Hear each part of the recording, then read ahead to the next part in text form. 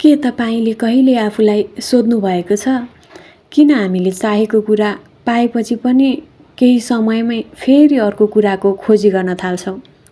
सानो हुँदा हामी भन्थ्यौँ, काश म ठुलो भइदिए हुन्थ्यो। ठुलो भएपछि भन्यौँ, राम्रो जागिर पाए जीवन सहज हुन्थ्यो। जागिर पाएपछि फेरि भन्यौँ, थोरै बढी तलब भइदिएको भए। तलब पनि बढ्यो। अब घर चाहियो। घर पनि बन्यो। अब ठुलो घर चाहियो। त्यो पनि भयो। अब अरूभन्दा राम्रो जीवनशैली चाहियो। अनि यस्तै गर्दै पुरा जीवन बित्छ। हामी वस्तु बदलिरहेका हुन्छौँ, तर मनको खालीपन उस्तै रहन्छ। सायद समस्या हाम्रो जीवनमा होइन, समस्या त हाम्रो मनमा छ। किनकि मानिसको इच्छा समुद्र जस्तै हुन्छ। त्यसमा जति पानी थपे पनि कहिल्यै भरिँदैन। आजको यो एउटा कथाले यस्तो सत्य बताउनेछ जुन सायद तपाईँले धेरै पटक देख्नु भएको छ, तर कहिल्यै गहिरिएर अनुभव गर्नुभएको छैन। यदि तपाईँले यो सत्य बुझ्नुभयो भने तपाईँको जीवनलाई हेर्ने दृष्टिकोण नै बदलिन सक्छ। त्यसैले यो कथा अन्तिमसम्म सुन्नुहोस्। सायद आज तपाईँको आफ्नो जीवनलाई हेर्ने दृष्टिकोण नै बदलिन सक्छ।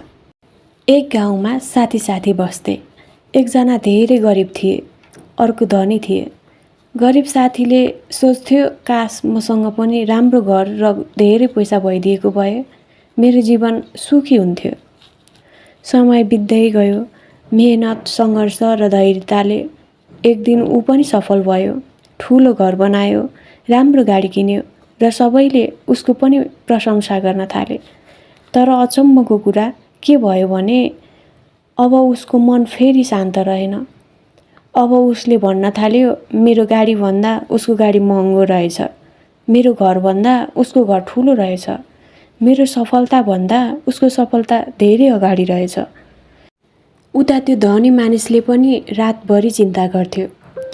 उसलाई डर थियो, यदि मैले कमाएको सबै गुमाएँ भने।